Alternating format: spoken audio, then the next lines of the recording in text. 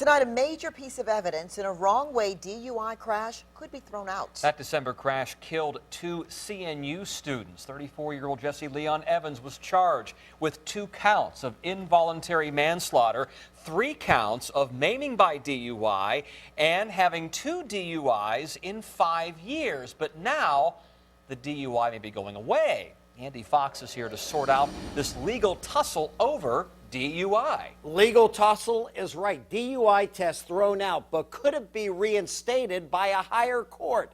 The two sides are arguing over when Evans was arrested for DUI. Even if Evans is not charged with DUI, that is only one piece of the evidence in the case against him. But the development has led to a delay in bringing this high-profile case to trial. We have an accident westbound just before J. Clyde.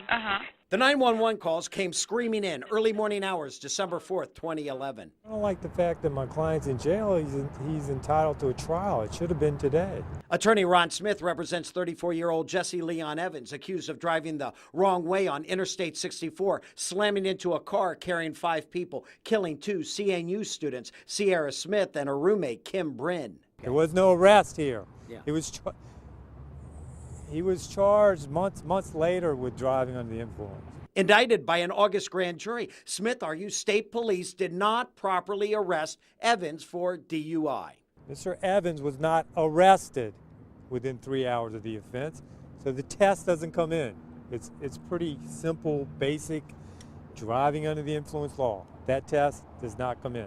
The circuit judge agreed with Smith. He wasn't arrested for days and days after the incident. He was never arrested within 3 hours. The judge agreed with that. Case, the test is out.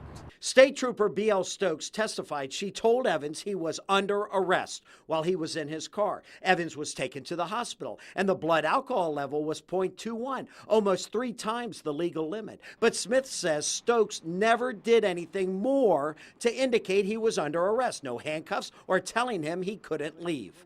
The Hampton Commonwealth's Attorney's Office says the arrest was indicated, understood, and cuffs weren't put on because Evans was in the back of an ambulance going to the hospital. They are appealing the decision to the State Court of Appeals. The blood test is only part of the evidence. The fact remains that the allegation is that your client was going the wrong way down 64 and had a head-on collision that killed 2 people. That's what we're going to have a trial about.